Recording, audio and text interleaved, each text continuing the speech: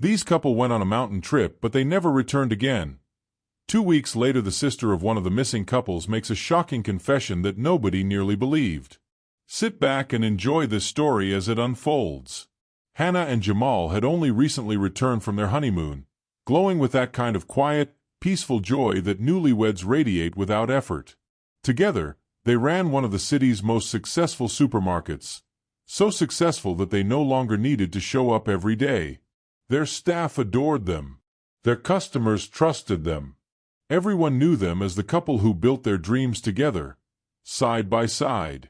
Before settling back into their busy routine, they decided to take one last quiet getaway, a simple 2-day mountain trip. No luxuries, no crowds, just nature, fresh air, and the calm before work swallowed them again. They told almost no one about it. Just Jermaine, who laughed and teased Jamal about being unable to stay away from adventure even after marriage. And because their supermarket operated smoothly without their daily presence, no one noticed anything strange when days passed without them being seen. No alarm bells. No frantic calls. Just silence. A silence that grew heavier with each passing hour, until Jermaine's call went unanswered, and the world around their disappearance began to shift from peaceful to horrifying. Before we dive deeper into this shocking story, let us know where you're watching from today, and if you like this video, don't forget to subscribe. Jermaine stared at his phone screen, waiting for Jamal's voice to come through, but all he got was the hollow ring of a call that would never connect. He tried again, and again. By the 5th attempt, unease settled into his chest like a stone. Jamal was many things: reckless, adventurous, forgetful, but he was never unreachable for this long. Not to Jermaine. By late afternoon, worry pushed Jermaine to drive straight to the supermarket. He walked in expecting to see Jamal stocking shelves or Hannah chatting with customers. Instead, the manager approached with a confused frown. "Sir, they haven't been here for days," he said quietly. "I thought they were still on honeymoon or something." Jermaine's stomach tightened. "No," he whispered. "They got back. They were supposed to check in 2 days ago." The manager's expression shifted from confusion to growing concern. And in that moment, Jermaine realized something terrible. He was the only person who knew where they had gone. Jamal had told him about the small mountain campsite, the exact trail, even sent him a pin of the remote location. No one else knew. Not family. Not staff. No friends except him. He could feel his pulse quicken as panic surged through him. If something had happened up there, no one would have found them. They could be injured. They could be stranded. They could be... Jermaine didn't let the thought finish. He jumped back into his car and drove straight to the nearest police station, forcing his shaky hands to stay steady as he filled out the missing persons report. The officers listened politely but calmly, their tone light, almost reassuring. "Maybe they just extended the trip," one of them suggested. "It happens. Newlyweds disappear for a few days all the time." But Jermaine shook his head with certainty. "They would have told me. They always check in. Something is wrong." The police agreed to send a team to the mountain location, mostly to ease his anxiety, or so they thought. But when investigators finally reached the campsite, their casual assumptions evaporated instantly. The tent was still there. The fire pit cold. Supplies untouched. And Jamal and Hannah were nowhere to be found. That was the moment the story of a simple missing couple shifted into something far darker. The moment the theory of privacy shattered, replaced by fear, confusion, and a mystery waiting to unfold. The mountain search began, with police teams spreading out across the rugged terrain where Hannah and Jamal had last been seen. The forest was thick, the paths uneven, and every echo of wind sounded like a whisper of something lost. Officers combed through rocky slopes, shallow streams, and shadowed clearings, calling the couple's names until their voices cracked. But the only answers were the rustling trees and distant cries of birds. Days turned into a week, then 2. Still nothing. No tracks. No torn clothing caught on branches. No signs of a struggle. Not even their tent or bags. It was as if the mountain itself had swallowed them. Germain refused to stay home. He joined every search group, pushing himself into the cold, damp woods even when his legs shook from exhaustion. He barely slept, barely ate, and the weight of guilt clung to him like mud on his boots. He kept replaying the moment Jamal told him about the trip, laughing, carefree. If anything happened to them, Germain felt he would never forgive himself for being the only person who knew and yet unable to save them. Back in the city, whispers spread quickly. A missing couple always birthed theories, and this case was no different. Some people murmured that maybe the newlyweds decided to run away from their responsibilities, seeking a fresh start somewhere far from their supermarket and community. Others speculated about an animal attack, bears, wolves, or something else lurking deep in the mountain's wilderness. Each theory only tightened the knot in Germain's chest. But everything changed on the 15th day. The police, during a sweep of the deeper parts of the trail, areas not typically visited by hikers, found something out of place. A small wildlife camera, wedged between thick bushes, angled in a direction no park authority would ever use. It wasn't part of the official monitoring system. It didn't match their equipment. The discovery jolted the investigation awake. A hidden camera, planted where no one should have been. A camera someone tried to adjust in a hurry.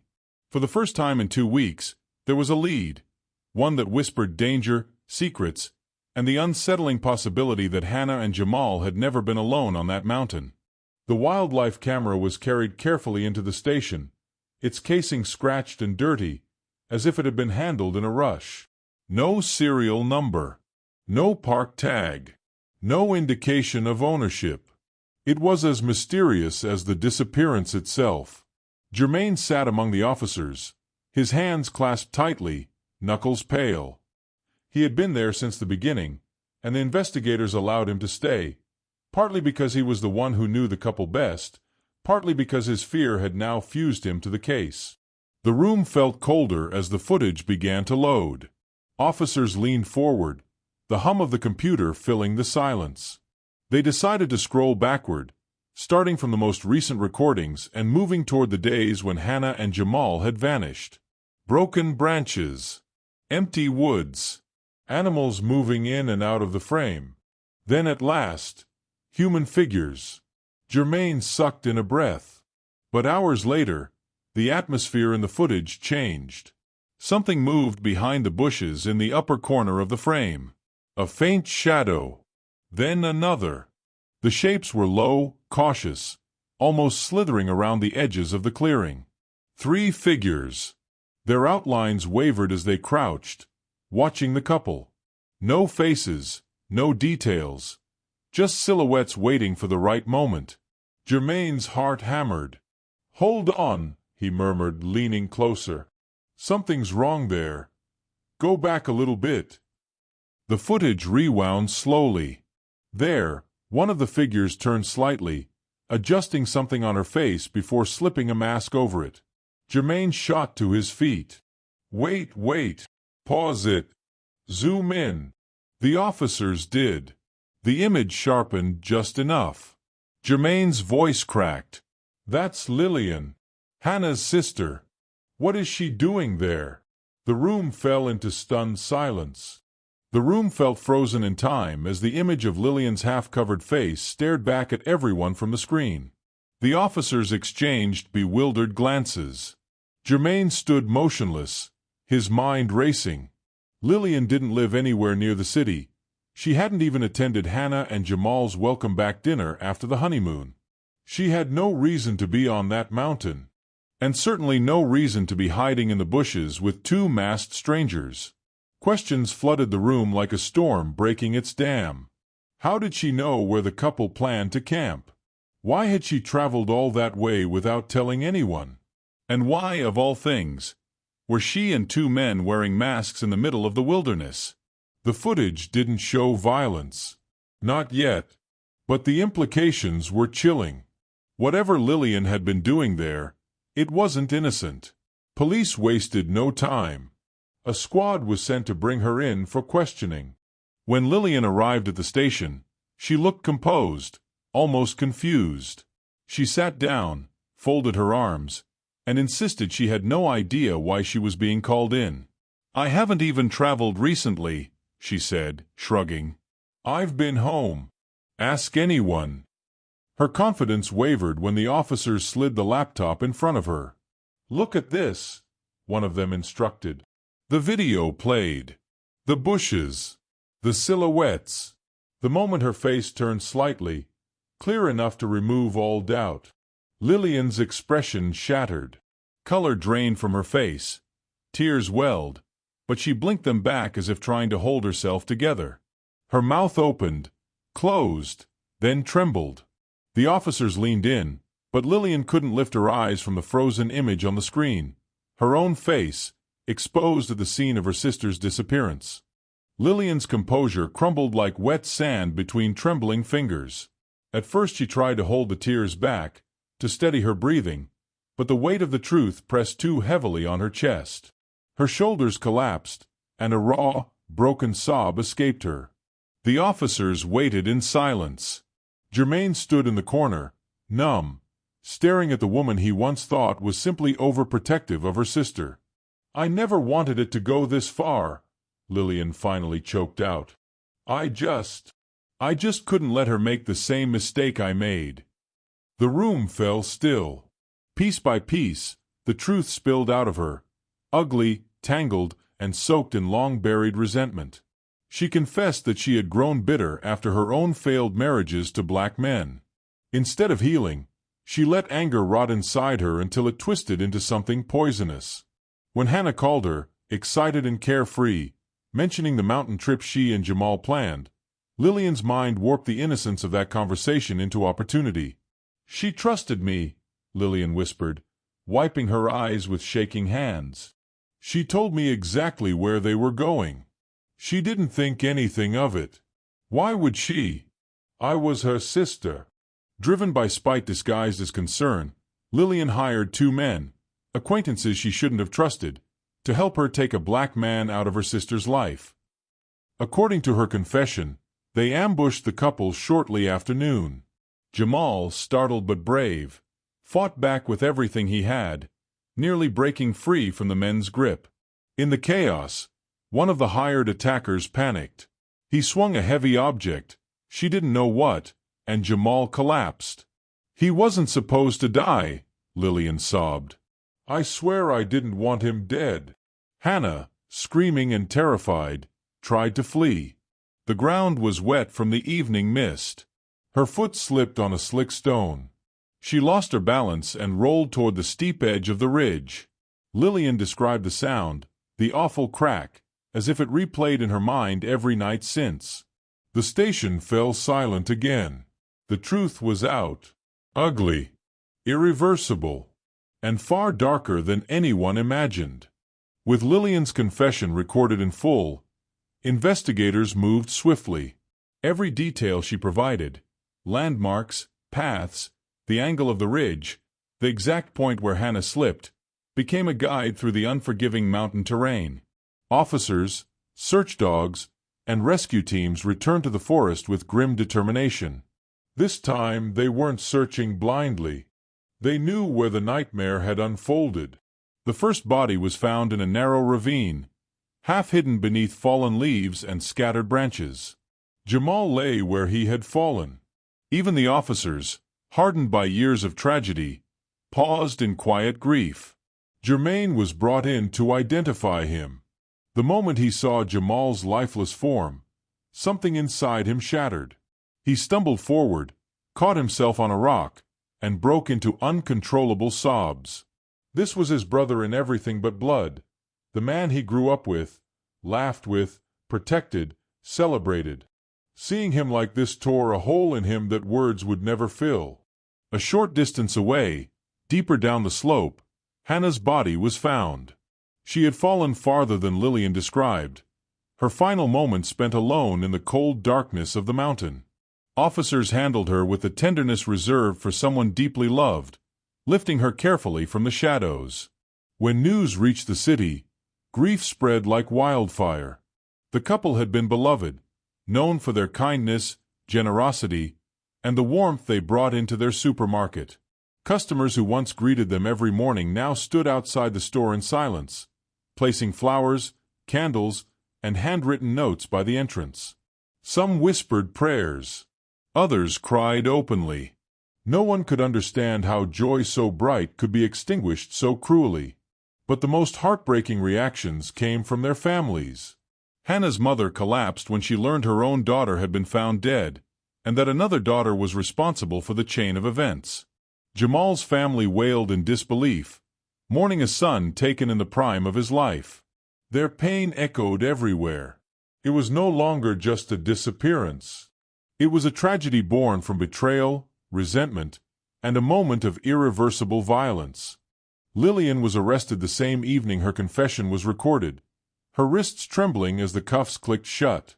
The two men she had hired were picked up hours later, one trying to flee the city, the other hiding in a friend's apartment. Their capture sparked immediate outrage. By morning, news stations across the country carried the story: newlywed couple murdered, wife's sister among suspects. The headline alone was enough to ignite a storm of disbelief.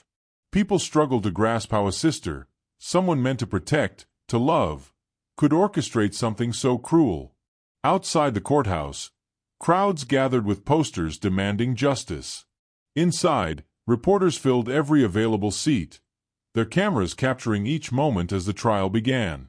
The prosecution came armed with unshakable evidence. First, the wildlife camera footage. The courtroom watched silently as the grainy video showed Hannah and Jamal arriving happily. Then the chilling moment when three masked figures crept through the bushes. When Lillian's face briefly surfaced before she pulled down her mask, a ripple of horror spread through the room. Then came her full recorded confession, played aloud with her own trembling voice admitting each step of the plan. Every word painted a darker picture than the last. Payments traced from her account to the two men followed. Transfers timed perfectly with the days leading up to the mountain trip. GPS data further cemented the truth. All three suspects had traveled together to the exact coordinates. Lillian sat rigid, tears sliding silently down her cheeks, but the jury remained unmoved. Her attorney tried one final angle, insisting emotional instability clouded her judgment, that she acted under the weight of unresolved trauma. But the court rejected it swiftly. Trauma could not excuse calculated planning, hiring accomplices, or ambushing innocent people. At the final hearing, the judge sat slowly, the courtroom sinking into expectant silence. Families clutched each other's hands. Jermaine stared straight ahead, jaw set, pain tightening every muscle in his face. The judge's words rang out with grave finality. The courtroom felt colder than any prison cell as the judge returned with the final decision. The air was so tense that even the reporters stopped scribbling. When the words, "life imprisonment without the possibility of parole," echoed through the chamber, a wave of silence swept over everyone. Lillian did not flinch. She stared straight ahead, as if the meaning of the sentence had never reached her.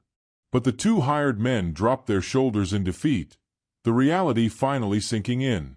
Jermaine sat in the front row, gripping the wedding photo of Hannah and her husband so tightly his knuckles went white. He had promised them justice. Today, he saw it delivered. Behind him, Hannah's mother broke down the moment the verdict was spoken.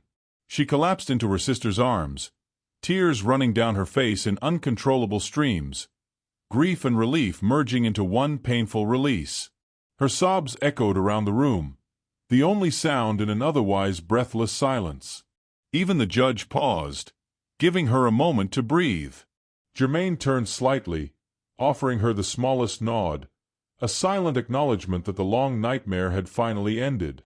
As officers led Lillian and the men away in chains, the thought that lingered in everyone's mind was, if not for that mysterious wildlife camera perched quietly in the forest, recording what no human eye saw, Lillian's twisted scheme might have remained hidden forever. Justice had come, not quickly, not gently, but completely. Years passed by, Lillian and the gang of two she had worked with served their sentences quietly. But sadly, Lillian passed away after her 5th year in prison. She had battled with cancer before getting into the 4 walls of prison. Her cancer got worse and that was the end of her. If you really enjoyed this video, like and comment your opinion below and also subscribe to this channel to enjoy more crime-related contents every day.